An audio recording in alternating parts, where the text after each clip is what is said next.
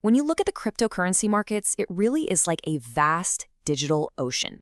But underneath the surface, there are these huge unseen forces, these powerful currents that create the waves, moving everything in sudden and often mysterious ways.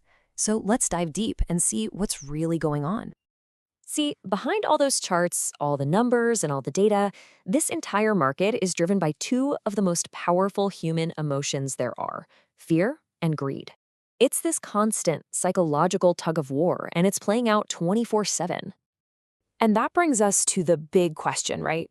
When the market swings like crazy and everybody starts to panic, who are the players moving silently in the depths, actually turning all that chaos to their advantage? Well, the answer lies with the giants of this digital ocean. And no, they're not some kind of mythical creature. They are very, very real. And in the crypto world, they're known as whales. So what is a crypto whale? Put simply, it's any person or any group with enough cash to make massive waves across the entire market with just a single move. You can think of them as the great whales of the sea. Their every action affects all the smaller fish swimming around them.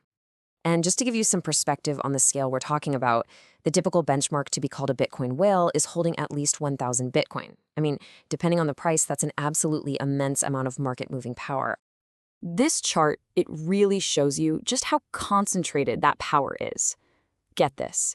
The data shows that just 113 of the top wallets control over 15% of all Bitcoin out there. Just let that sink in for a second. The direction of a market worth billions can be swayed by a group of people that could literally fit inside a small room. It just goes to show you how much influence is in so few hands.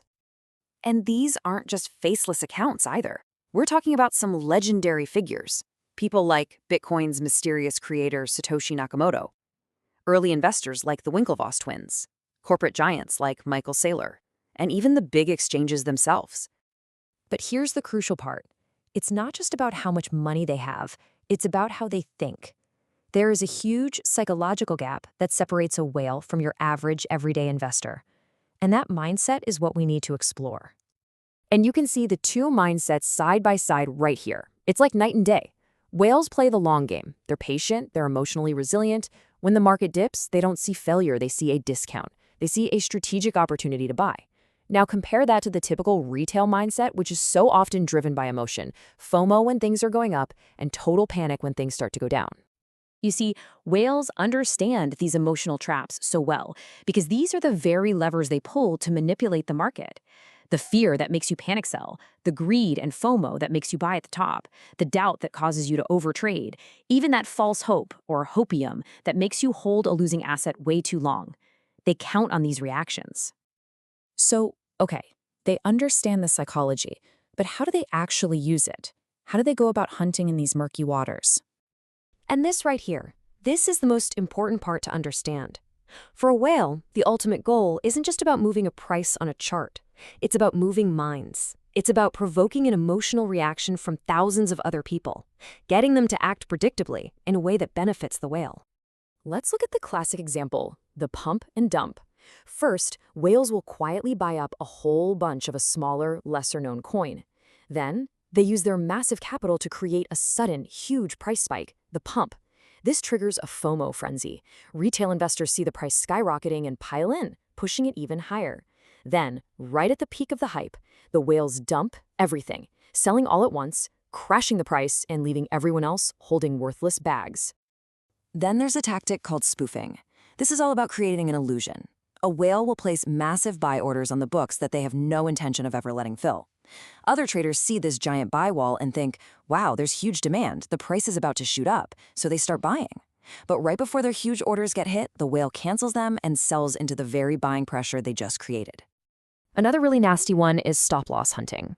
Whales know that tons of traders set automated sell orders, their stop-losses, to protect themselves. So they'll use their capital to intentionally push the price down just enough to trigger a whole wave of these automated sales. This creates a domino effect, an artificial crash, which lets them swoop in and buy up everyone's assets at a bargain. And the list just keeps going. You've got wash trading, where they buy and sell to themselves just to create fake trading volume and make a coin look popular. Or front running, where they use inside info to trade just seconds ahead of a big order that's about to move the market. These are some seriously sophisticated games. Okay, so hearing all of that, you're probably thinking, how on earth does a small fish survive in an ocean with predators like that? How do you not get eaten? Well, the good news is you absolutely can. Let's just be real for a second. You are not going to control a whale. You're not going to outtrade them. That's not the goal here. The goal is to learn how to spot the dangerous currents they create so you can navigate around them and keep your own ship safe. So think of this slide as your survival kit. First, diversify. Don't put all your eggs in one basket. Stay away from low liquidity markets, those coins with very little trading volume, because they are super easy to manipulate. If you use stop losses, maybe set them a little bit wider so you're not an easy target for a hunt. And be extremely skeptical of sudden, crazy hype that comes out of nowhere. Most importantly, follow the data, not the drama. You know, this quote just nails it perfectly. The entire market, at its core, is a mechanism for transferring wealth from those who are impatient to those who are patient. And the absolute best way to protect yourself is to start thinking like a whale, with patience. So, when you boil it all down, what's the final takeaway here? It all comes down to awareness. Just understanding that these psychological games are being played is your first and your most powerful line of defense. In the end, you can't control the giants of the deep, but by understanding how they think and the tactics they use, you can learn to swim in the same waters safely. Because in the ocean of crypto, knowledge is your only defense.